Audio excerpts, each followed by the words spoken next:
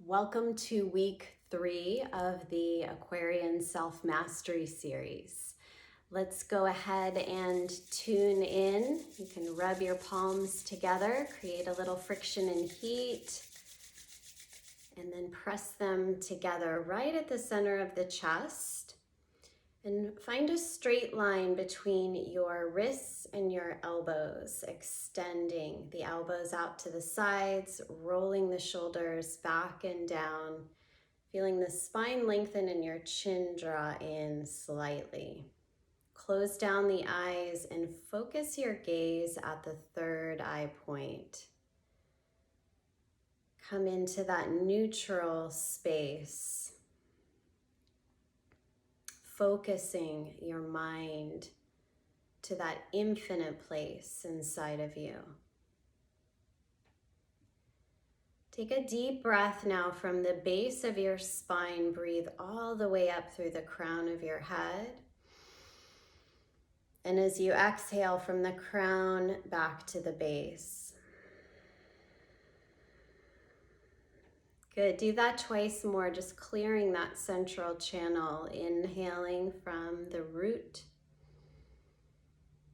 all the way to the crown and exhaling from the crown to the root. One more, just like that.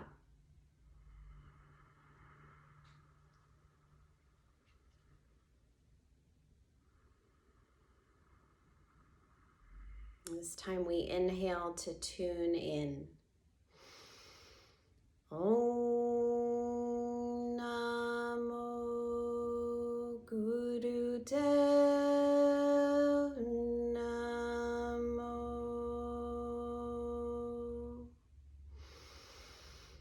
Om Namo Guru Dev.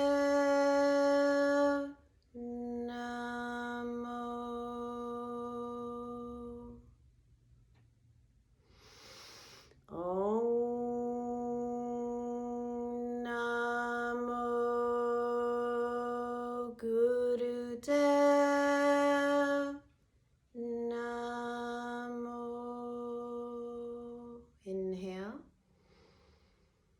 Suspend the breath. Feel that lift of Mula Bandha, the root lock.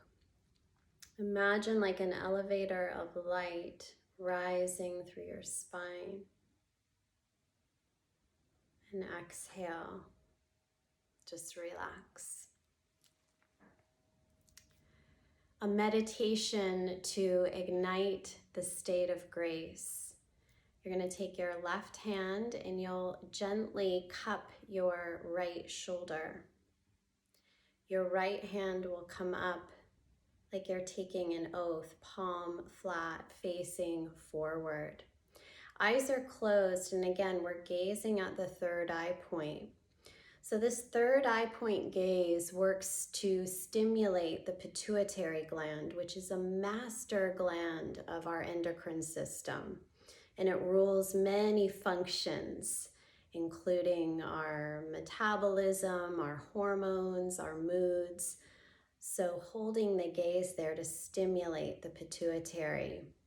The breath pattern is this. We inhale 3 sips through the mouth and exhale 1 long continuous through the mouth. It's like this.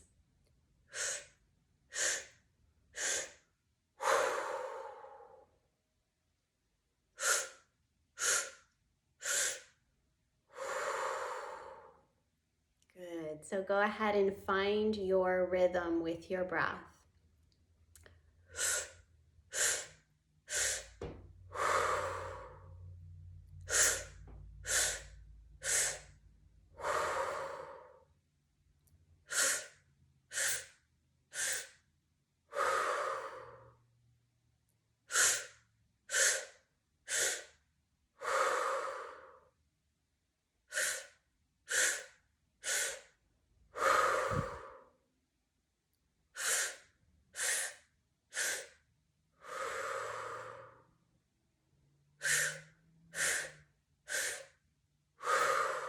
Listening to the sound of your breath, Let the sound of your breath hypnotize you into a deeper state of meditation.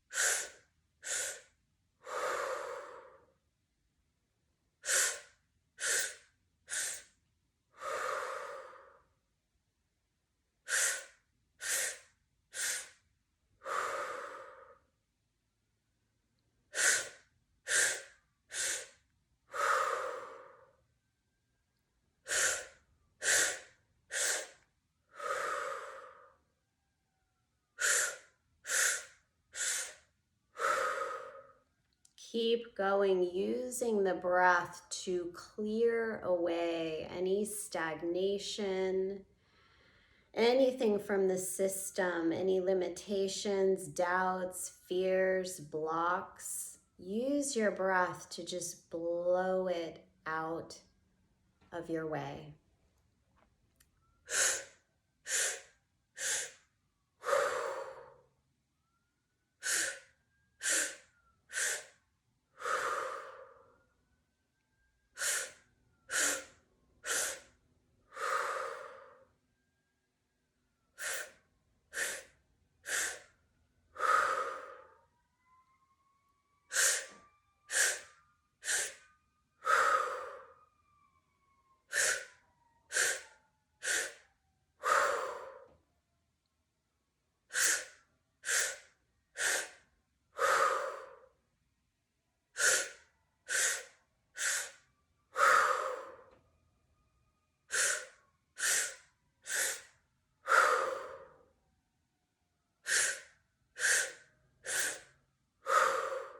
Inhale, deep breath through the mouth. Suspend the breath, lift the root lock, and just let that prana, that life force, circulate through your whole system, recalibrating you, elevating you. Exhale. Just relax the hands to the lap. And just allow yourself a few moments to rest into the awareness.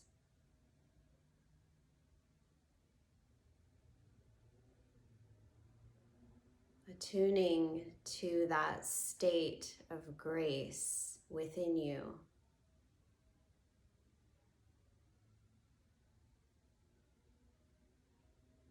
Can you sense its magnitude and its magnificence beyond the voices of the mind, the ego, or the emotions?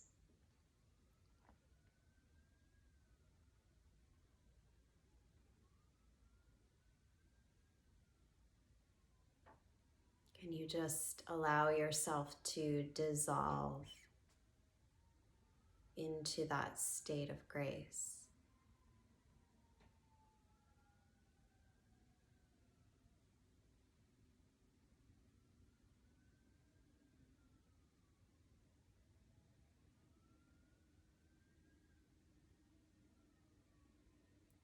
Beautiful. You're welcome to remain there, or you can open your eyes, letting a little more light in slowly. So our principle of self-mastery this week that I want to share with you is really one of the most empowering practices that we can utilize to come back into connection with our higher self, or to create that deeper relationship with our higher self. And it is the practice of self-inquiry. all of the great saints and sages and philosophers throughout time and in various wisdom traditions have been asking the kinds of questions like, who am I? Who am I? Why am I here? What is my purpose for being alive? What constitutes a good life? So the quality of our questions dictates and determines the very quest that we will live out in our lives. So this practice of self-inquiry is inviting us to step into exploring some new questions. And I have created a practice for self-inquiry that I call the 4 Ps. So I wanted to share them with you here today. The first P of this practice of self-inquiry is presence. This is where all of our inner exploration really begins, with slowing down, getting present, taking time to attune to what is alive in this very moment. The point of power, our point of power, is always in the present moment. It's always here now. So when we can get present, we can begin to notice what is alive for me here right now. What am I present to? What am I aware of?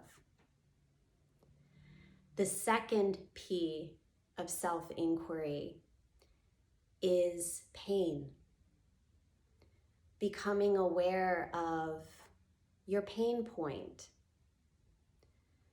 And one of the questions that you can reflect on, and I would encourage you to use this exercise as a journaling. These are journaling prompts that you can work with.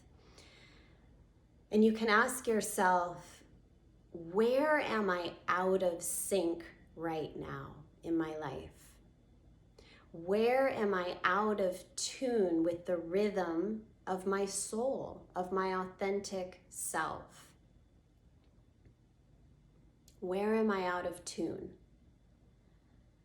And most people, when they confront a pain point, we tend to ask the question, why is this happening to me? Again, maybe. Or what did I do wrong? What's wrong with me? And I just want to invite you to shift the question there to, once you discover that pain point and where you're out of sync, ask yourself, what is this perfect for? What is this perfect for? The third P of this practice of self-inquiry is perspective. Opening up and considering what other perspectives might support me now. How might I be able to look at this differently? This is a simple technique and tool that I use in my coaching practice with people that I work with all of the time. It's called reframing. How can I take a different angle or perspective on this issue or this challenge?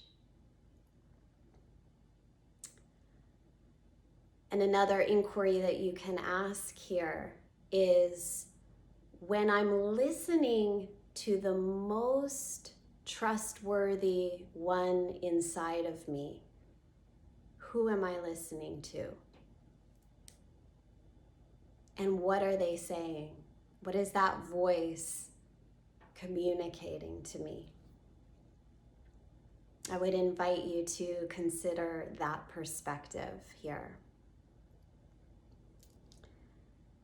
The fourth P of this process is process. It's process. It's recognizing and understanding that as we move into our creatorhood, we aren't necessarily going to experience our lives and what we're seeking in a linear way. We have to be open to trusting the process and where it's leading us. Trusting that there is an intelligence that lives within you and there's a wisdom for how it's moving you in your life right now. So trusting that higher intelligence or higher power, or however you relate to it personally, and being open to being guided. Because the questions, I say this process and these questions will reveal your path.